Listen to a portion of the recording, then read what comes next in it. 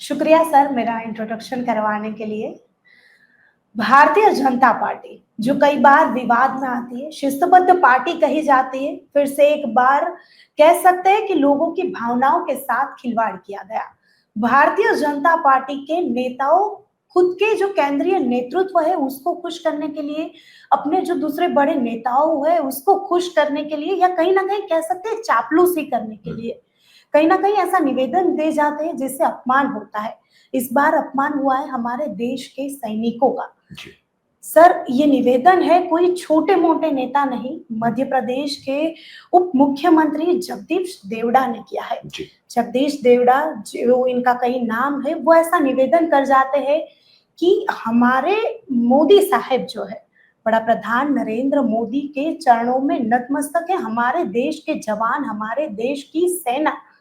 ये काफी विवादास्पद निवेदन है सर, सिर्फ और सिर्फ अपने कह सकते हैं केंद्रीय नेतृत्व की चापलूसी करने के लिए ऐसा निवेदन।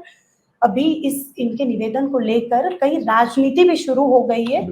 विपक्ष जो है इसके निवेदन की निंदा भी कर रहा है। सर क्या कहेंगे? अमरीन, ये बात बहुत सही है, सच है।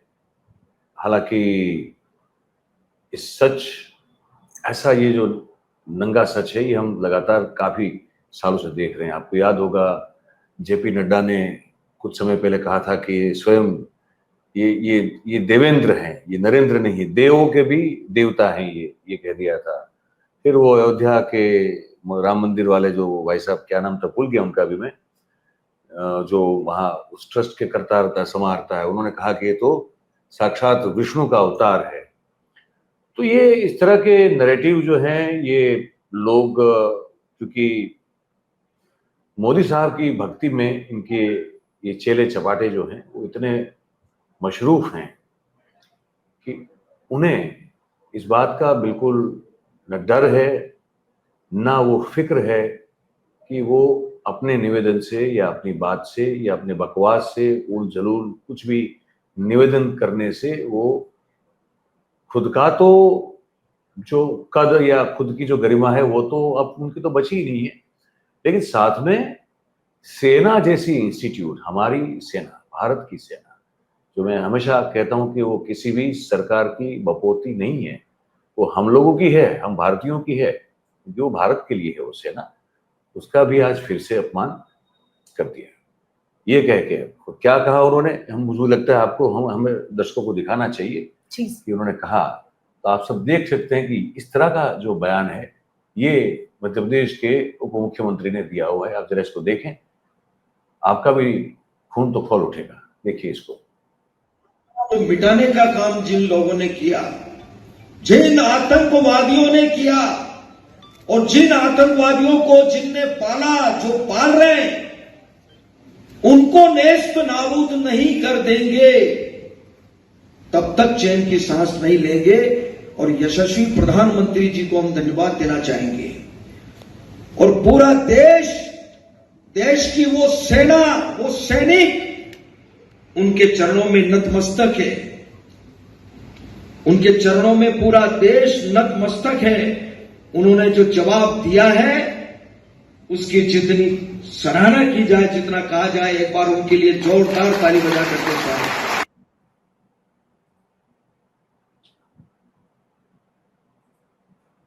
तो ये अब इससे अब इन लोगों से उम्मीद क्या कर सकते हैं, ये बताइए। ये कहते हैं कि पूरा देश नतमस्तक है, देश की सेना नतमस्तक है, सभी सैनिक नतमस्तक है। सैनिक के चरणों में पूरे देश को नतमस्तक होना चाहिए, अपने परिवार की चिंता ना करते हुए।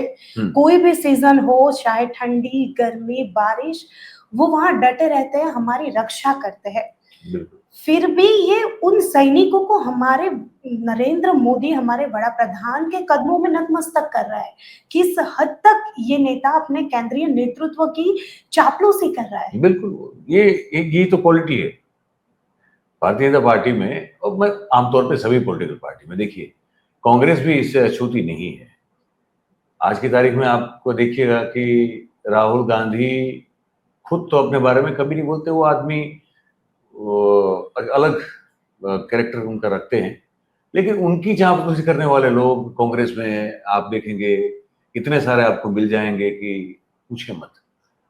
अब वो तो सत्ता में नहीं है, या ये तो सत्ता में बैठे हैं, तो इनकी चापलूसी करने के लिए तो भाई एक के बाद एक के बाद एक के बाद एक पूरी लाइन लगी है। मेरे ख्याल से अगर वो गिनती करो तो आप गिनती करना भूल जाएंगी, थक जाएंगी, इतने लोग हैं जो चापलूसी कर रहे हैं। तो ये राजनीतिक पार्टी के कार्यकर्ता और नेता का आमतौर पे स्वभाव रहता है कि भाई अपने बड़े सबसे बड़े नेता की वो चापलूसी करे, उनको मक्खन लगाए, है ना, ये सब करें। लेकिन यहाँ कुछ बहुत ज्यादा हो रहा है। सवाल ये है कि यहाँ बहुत ज्यादा हो रहा है। ये कह देना कि नतमस्तक हमारे देश के सैनिक भी हैं, तो सैनिक जो है हमारे, वो तो इस देश की मिट्टी को नतमस्तक हो सकते हैं, इस धरती को हो सकते हैं, हाँ इस देश के लोगों के लिए वो भावना रख सकते हैं। लेकिन सरकार, जैसे मैं फिर से कह रहा हूं कि सरकार आपकी हो सकता है 10 साल रहे, 15 साल रहे, लेकिन आपकी भी जाएगी, फिर किसी और की आएगी, फिर वो भी जाएगी, फिर किसी और की आएगी। सरकारें आती जाती रहती है। सरकार सेना के मालिक नहीं है। राष्ट्रपति भी जो है वो भी एक संवैधानिक पद है। वो आते हैं, फिर कोई रिटायर्ड होते हैं, फिर कोई नया आता है, फिर कोई वो जाते हैं, फिर कोई और आता है। तो कॉन्स्टिट्यूशन, देश का संविधान, देश की संसद और देश के नागरिक से बढ़कर बेसिकली तो इस देश में कुछ होता नहीं है। और सेना जो है वो ये इनको समर्पित होती है। लेकिन अब ये है, ये जाहिल लोग हैं बेसिकली।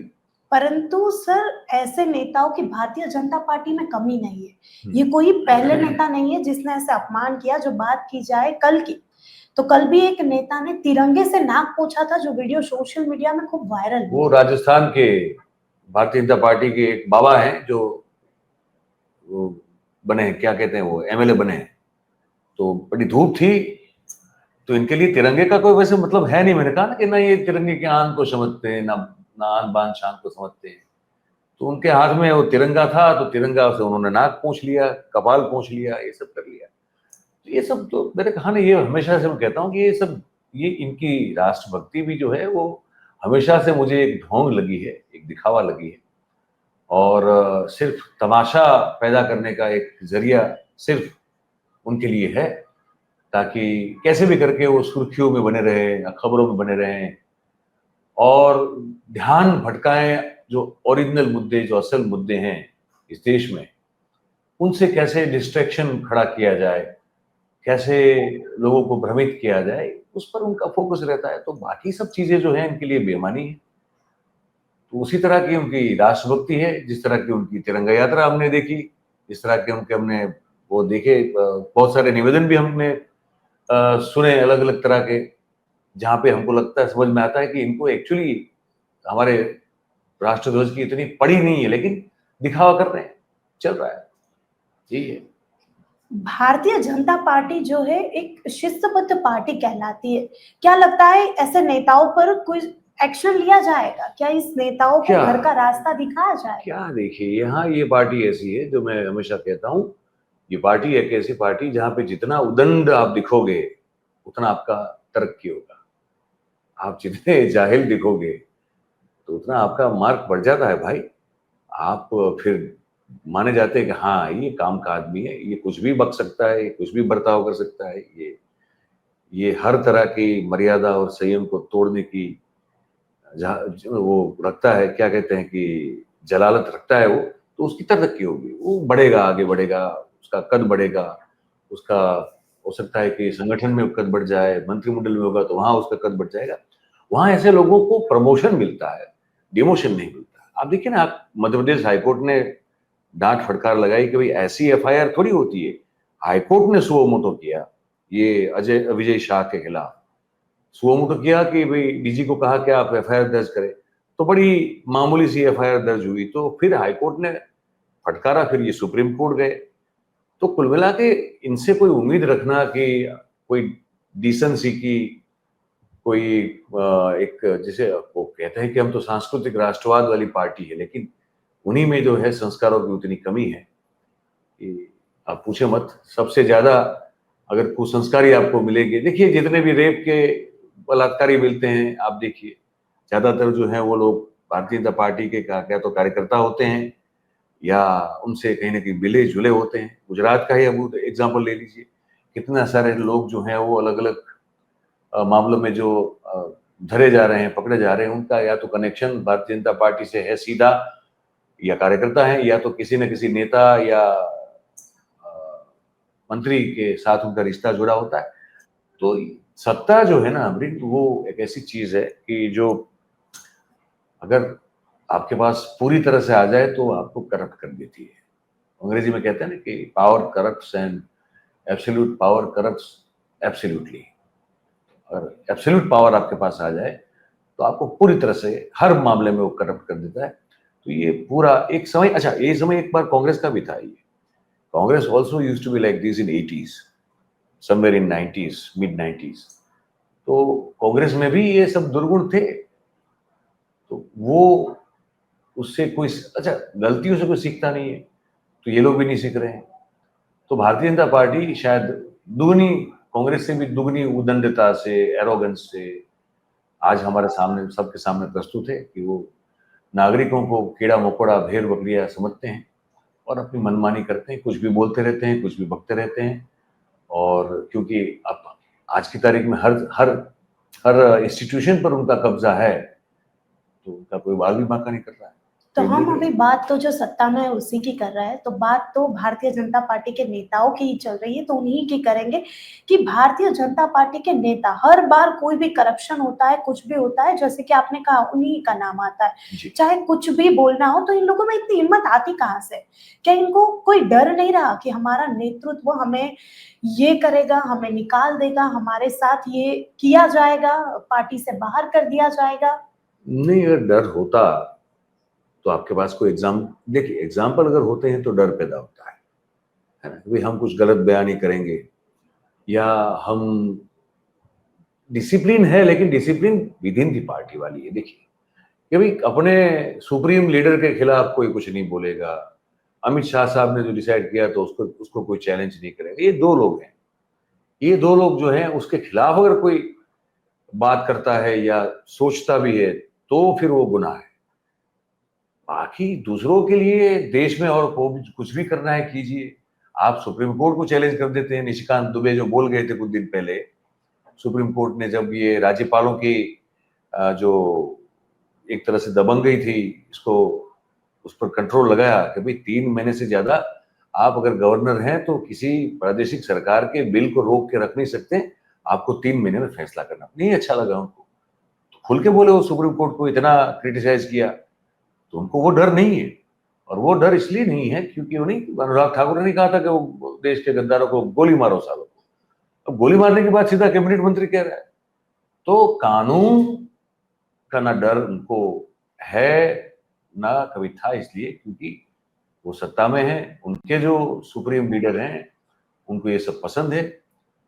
ये जैसे हिटलर के समय में गेस्टापो और एसएस जैसी विंग्स हुआ करती थी, ये कुछ उस तरह से ये पार्टी जो है उस तरह से ही हमको ये बिहेव करती हुई नजर आती है। तो सिमिलर है। देखिए तानाशाह और तानाशाही विचारधारा दुनिया में जब भी दिखेगी वो एक सी दिखेगी, चाहे वो आज हो, चाहे वो 50 साल पहले की बात हो, चाहे वो 100 साल पहले की बात हो, या आने वाले 100 साल के बाद भी अगर कोई तानाशाह हुआ तो काम करने का तरीका एक सा होता है। तो क्या लगता है सर, इस भाजपा नेताओं को क्या लग रहा है कि उनको भारतीय जनता पार्टी का ये सिंबल जो है वो बचा ही लेगा? हाँ, अभी जब तक सत्ता में है, भाई वो प्रज्ञा ठाकुर जो थी, जो मध्य प्रदेश से साध्वी कहती, वो साध्वी हैं। देखिए अब वो साध्वी हैं और वो भाषा ऐसी प्रयोग करती है कि शायद टपोरी जो है वो भी नहीं करता होगा, ऐसा वो बोल चुकी हैं।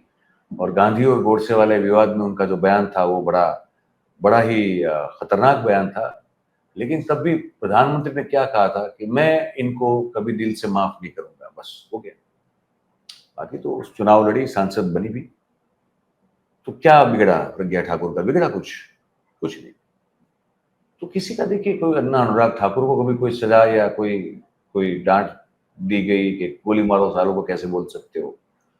तो इतनी रमेश बिधूड़ी ने जो संसद में दानिश अली को जो कहा था, जो शब्द का प्रयोग किए थे संसद में, क्या क्या उनका कुछ हुआ? कुछ नहीं हुआ। तो यहाँ इस पार्टी में इस बात की उम्मीद रखना अमरीन, किसी देशवासी के लिए फिर वो बेवकूफ़ी होगी कि यहाँ अगर कोई गलत बयानी करता है तो उसको दंड दिया जाएगा, नहीं, उसका प्रमोशन होगा, ये पर होगा। सर ये भी तो कह सकते हैं कि नरेंद्र मोदी का चेहरा लोगों को प्रभावित कर जाता है। कहीं भी डैमेज कंट्रोल करना हो, हमारे बड़ा प्रधान नरेंद्र मोदी आते हैं, उनके 2 सेंटेंस प्रजा को रिझाने के लिए काफी ये होते भी हैं। एक तो परसेप्शन है, प्रजा को भी यहाँ पे ये परसेप्शन है, ये वो चैनलें जो हैं वो जो गोद में खेल रही है वो सब मिलके ये एक नैरेटिव बनाती है, परसेप्शन बनाती है। नरेंद्र मोदी साहब की मेरी समझ में, जो मैंने 2024 की लोकसभा चुनाव को कवर किया, 2022 के गुजरात चुनाव को कवर किया, मैं जितना भी पॉलिटिकली कवर वही तो काम कर रहा हूँ इतने सालों से। तो वो एक भ्रम है, एक मिथ है जो फैलाया जा रहा है कि नरेंद्र मोदी साहब बहुत ही लोकप्रिय नेता है इस देश के, ये भ्रम है, ये कुछ है। अब देखिए, अंधभक्त तो हर एक जगह होते हैं और हर एक के होते हैं। ये मोदी साहब कोई एक्सेप्शन नहीं है। इंदिरा गांधी जब थी तो इंदिरा गांधी के भी थे। राजीव गांधी के जमाने में तो कहते हैं कि राजीव गांधी चमचों से इतना गिर गए थे कि पूछे मत। तो सत्ता में जो आदमी बैठा होता है, जो सत्ता के केंद्र में होता है, उसके उसके ब्लाइंड फॉलोअर हर बार हर युद्ध में होते हैं। तो मोदी साहब कोई एक्सेप्शन नहीं है। हाँ, अपवाद या एक्सेप्शन इस वक्त ये है कि इनके जो भक्त हैं वो कुछ हद से ज्यादा अंधे हैं और हद से ज्यादा जुनूनी है, ये फर्क है बस। बाकी पूरे देश में उनकी कोई ऐसी लोकप्रियता है कि यह करिश्मा छाया हुआ है, ये इस बात से मैं एग्री नहीं करता। परंतु नरेंद्र मोदी जो है उन्होंने खुद एक सर्वे करवाया था और उन्होंने कहा मेरी लोकप्रियता जो है न मात्र भारत परंतु देश में सबसे ज्यादा है और वो दुनिया में लोकप्रिय है, नेता दुनिया के सबसे लोकप्रिय लीडर वाली। दुनिया हाँ देखिए, ये सब सर्वे जो है वो तो करवाए जाते हैं, ये सब प्रायोजित होते हैं, आमतौर पर स्पॉन्सर्ड होते हैं और प्रोपेगेंडा टूल की तरह इसका इस्तेमाल होता है। तो ऐसे तो बहुत सारे सर्वे हैं। मैं भी, अगर मेरे पास अगर पैसे हो तो मैं भी एक सर्वे करवा लूँ, एक किसी एजेंसी को बिठा के, ये साबित करने के लिए कि गुजरात का सबसे बड़ा पत्रकार मैं ही हूँ बस, और कोई है ही नहीं। तो ये पीआर का टूल है, प्रोपेगेंडा है, जो ये लोग लगातार करते आ रहे हैं। वाइब्रेंट गुजरात भी उसी का हिस्सा था। उस समय तो बड़ी एप्को नाम की कंपनी थी, उसको भी कॉन्ट्रैक्ट मिला था। वो सब जग जाहिर है। तो अपनी ब्रांड और इमेज का मेकओवर करना, अपना प्रचार प्रसार करना, और सिर्फ मैं ही हूँ जो सबसे श्रेष्ठ हूँ, ये साबित करने की लगातार कोशिश करते रहना हमारे और आपके पैसों से। तो वो तो बड़ा आसान है। अगर पैसे कोई खर्च करे तो हम भी कल से करना शुरू कर सकते हैं। पैसे चाहिए उसके लिए, और क्या चाहिए। सर अगर बात हमारे देश के सैनिकों के अपमान की है यहाँ पे चल रही है तो हमारे जो बड़ा प्रधान है वो हर साल सैनिकों के पास जाते हैं, उनसे मिलते हैं, काफी टाइम स्पेंड करते हैं उनके साथ और वो अपना दिल का नाता बताते हैं सैनिकों के साथ। तो इस बार जब उनका अपमान हुआ है, खासकर जब उनके नाम को लेकर हुआ है, उनके चरणों में नतमस्तक बताया है, तो क्या वो कोई एक्शन लेंगे? सही आपको नहीं, लगता है? कुछ नहीं लेंगे, क्योंकि हमें वो हाथी वाला मामला है, दिखाने के अलग है, चबाने के अलग है। दांत तो इनका भी बर्ताव जो है वो दिखाने का अलग है, और जब वो सही में जो एक्शन लेते हैं, एक्शन मोड में जो भी कदम उठाते हैं, वो अलग होता है। तो अभी भी पंजाब के एयरवेज पे जाके आए हैं वो, आप 2 दिन पहले। तो अगर वो है, तो अगर आपने हमारा आज का वो प्रोग्राम देखा हो, दर्शकों ने ब्रिगेडियर साहब के साथ हमने किया था, प्रदीप यदु साहब के साथ, तो आपने देखा होगा कि सैन्य जो है, वैसे भर्ती बंद है, 1,20,000 के आसपास सैनिकों की कमी है। उन्होंने कहा कि हमारे पास अभी 5th जनरेशन फाइटर जेट हैं, जबकि चाइना और अमेरिका 7th और 8th जनरेशन फाइटर प्लेन की बात कर रही है। तो देखिए, 1 रैंक 1 पेंशन का मामला अब तक सुलझा नहीं है, उसमें बहुत सारे इश्यूज जो हैं वो खड़े हैं। तो भाई, सेना के जवानों के साथ आधा घंटा बिता के उनको मोटिवेशन का इंजेक्शन लगा के निकल आना वो अलग बात है, और सेना की ज़रूरतों को समझते हुए ठीक से उसको हैंडल करना वो एक अलग बात है। उनके मान सम्मान को बचा के बिल्कुल रखना वो भी एक अलग बात है। दोनों में फ़र्क है। तो जैसे मैंने कहा, इनके दिखाने के दांत अलग हैं, इनके चबाने के दांत अलग है। तो ये ऐसे काम करते हैं। यही है मेरे ख्याल से। आज एक मोहन यादव का एक वो दिखा दें जाते जाते, मेरे ख्याल से ये वीडियो ये कितने सज्जन लोग हैं, कितना प्यार से बात करते हैं पत्रकारों से। सुप्रिया श्रीनेत ने भी सर वो दिखा देंगे, ये भी जो दिखा देंगे, ज्यादा गुस्से में आकर प्रहार किए हैं और काफी भड़की है वो। रहा है क्या मंत्री विजय शाह का इस्तीफा होगा, इस बारे में सब बता चुके हैं तुमको भैया, सब ऑलरेडी कोर्ट के निर्देश का पालन करेंगे।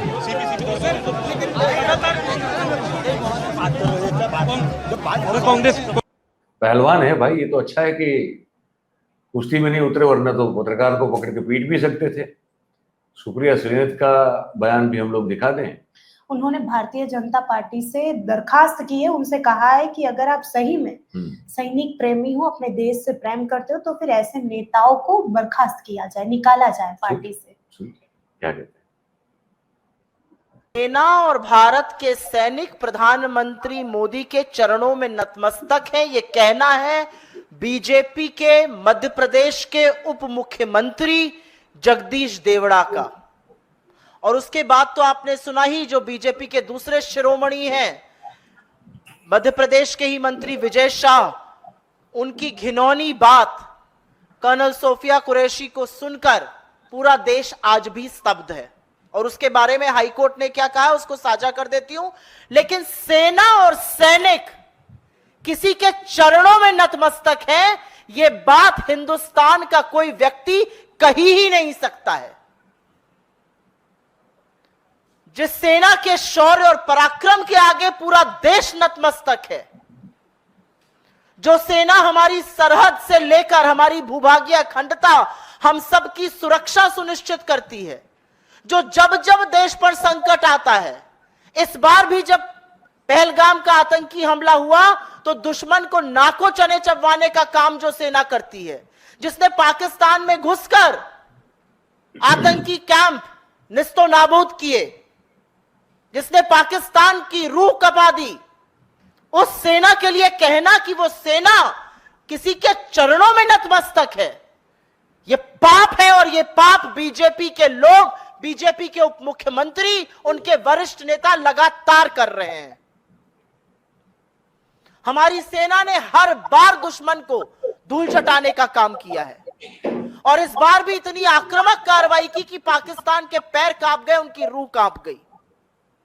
एक ऐसी सेना जिसके लिए इस देश के हर व्यक्ति के मन में सम्मान है, आदर है, और पूरा राष्ट्र कृतज्ञ है कि हम शांति से, हम सुरक्षा से, हम आराम से इसलिए रह पाते हैं क्योंकि हमारे जाबाज सैनिक इस देश की सुरक्षा करते हैं।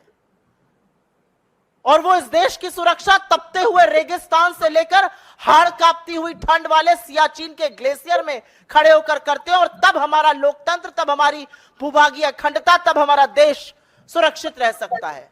और ऐसी सेना के लिए जिस व्यक्ति के मन में इतनी दुर्भावना, इतने गंदे विचार हैं, वो व्यक्ति किसी भी पद पर रह ही नहीं सकता है। एक लोकतंत्र में उप मुख्यमंत्री रहना तो विचार के बाहर की बात है। और इस बार माफी मांगने से, इस बार खेद व्यक्त करने से काम नहीं चलेगा। इस बार ऐसे व्यक्ति को बर्खास्त करना पड़ेगा। इस बार बीजेपी मूक दर्शक नहीं बनी रहेगी। इस बार प्रधानमंत्री छुपे नहीं रहेंगे।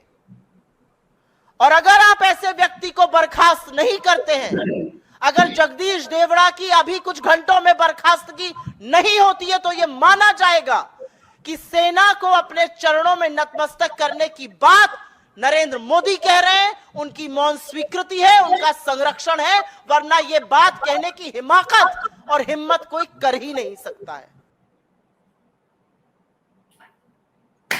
तो है, ये देखते हैं, अब देखते हैं कि इनके ऊपर कोई एक्शन लिया जाता है, कुछ बर्खास्त की होती है, नहीं होती। जब भी ऐसा नेताओं को नहीं, मुझे उम्मीद नहीं है। देखो अभी मैं बताऊं, पर जब भी ऐसे नेताओं को निकालने की बात आती है, जो छोटे लेवल पे होते हैं, ऐसे नेताओं को फौरन निकाल दिया जाता है। उनको भी कहाँ निकालते हैं, उनको भी नहीं निकालते हैं। ऐसे होता है कई बार, तो कुछ दिनों के लिए निकाल के फिर वापस ले लेते हैं, सस्पेंड करके वापस ले लेते हैं। तो मुझे तो खैर कुछ ऐसी बड़ी कोई उम्मीद है नहीं कि इनके खिलाफ कोई कार्रवाई होगी, लेकिन अगर हो तो अच्छी बात है, पर नहीं होगी, क्योंकि ये इन लोगों की सोच ये है कि हम जो भी करें वो कभी कुछ गलत हो ही नहीं सकता, और अगर है तो हम कभी स्वीकारेंगे ही नहीं, हम स्वीकार ही नहीं करेंगे। हम जो स्वीकार ही नहीं करेंगे तो फिर गलत काहे का। और राजनाथ सिंह ने नहीं कहा था कि ये यूपीए सरकार थोड़ी है कि यहाँ कोई मंत्री इस्तीफा देगा, ये तो भाई हमारी सरकार है, यहाँ कोई इस्तीफा कोई देता नहीं है। तो मुझे नहीं लगता कि ऐसा कुछ होने वाला है, लेकिन खैर अब देखते हैं। अभी हम जब रिकॉर्ड कर रहे हैं ये कार्यक्रम, तब तक तो ऐसी कोई खबर आई नहीं है। खैर फिर भी आशा और उम्मीद अब हाँ, अगर अब, पर मुझे जैसे कहा कि उम्मीद बहुत कम है, पर फिर भी देखते हैं कि क्या होता है। तो अगर कुछ अपडेट हुआ तो हम जरूर से बताएंगे। मैं आप सबसे एक बात कहना चाहूंगा कि ये हमारी साथ जो ये युवा साथी जुड़ी हैं हमारी, आज हिंदी में शायद इनका पहला ये प्रोग्राम, ये कार्यक्रम जो है वो रिकॉर्ड कर रही है। अब तक वो यहाँ हमारे गुजरात में एक दूसरे डिजिटल प्लेटफॉर्म पे वो गुजराती भाषा में वो काम कर रही थी। तो क्योंकि यहाँ तो दो मंच है, एक हिंदी है और एक गुजराती है। तो हमारी सोच ये है कि भाई आपको युवा है, अगर कोई काम करने की अगर उनमें इच्छा है तो वो प्लेटफॉर्म और मंच मिलना चाहिए। तो वही कारण है कि हमने उनको कहा कि आप हिंदी में भी कीजिए, बिल्कुल कीजिए। तो जैसे मैंने जो शुरुआत में कहा, मैं अभी कार्यक्रम के अंत में भी कहूँगा कि युवा और नए लोग जो हैं उनको भी आपका साथ और सहकार और समर्थन ज़रूरी है। तो इनको ज़रूर से दें। ये आप खुद भी जो है आपको 10-10 या 15-15 मिनट के सेगमेंट में जो आपकी डिमांड है ना वो छोटे वाले वीडियोस की, तो अमरीन जो है उनको करने वाली है। आज हम इसलिए साथ में बैठे क्योंकि थोड़ा इनका परिचय भी करवा दें और ये भी थोड़ी कंफर्टेबल जो है वो हो जाए। फिर आपको ये दिन में आपको इनके साथ जो है बैठने को, सुनने को इनको मिलेगा। खबरें ये आपके समक्ष प्रस्तुत करेंगी, गुजराती में भी होगी और हिंदी में भी होगी। तो मेरे ख्याल से यही समाप्त कर लेते हैं आज। तो भाई जो कहते हैं रोज, आज भी कह रहे हैं कि अगर आपको बातचीत अच्छी लगी हो तो इस वीडियो को लाइक कीजिए, कमेंट जरूर करें। आप नीचे जो कमेंट बॉक्स देख रहे हैं वहां लिखिए आप अपने विचार। आपको लगता है क्या कि इस जगदीश देवड़ा पर कोई एक्शन लिया जाएगा? हाँ, ना, या जो भी मन में आए आप लिख के जरूर से भेजें हमको। और बातचीत अगर आपको लगता है कि इसकी लिंक शेयर करने लायक है तो लोगों में शेयर कीजिए। और चैनल सब्सक्राइब करने का आग्रह मैं जरूर करूंगा, जब तक नहीं किया है तो हमारे चैनल को सब्सक्राइब कीजिए और अपने आसपास के लोगों से भी करवाएं। बहुत बहुत धन्यवाद करेंगे आप सभी का हमारे साथ इस कार्यक्रम में जुड़ने के लिए। और फिर से एक बार युवा पत्रकारों को भी आप समर्थन और सहकार जरूर से दें, तो नए लोग आएंगे और ये जो पत्रकारिता की मशाल है वो जलती रहेगी। चलिए विदा लेते हैं। थैंक यू वेरी मच हमारे साथ जुड़ने के लिए। आप सब स्वस्थ रहें और तन और मन से दोनों से स्वस्थ रहें, ये शुभकामनाएं। Thank you very much. नमस्कार।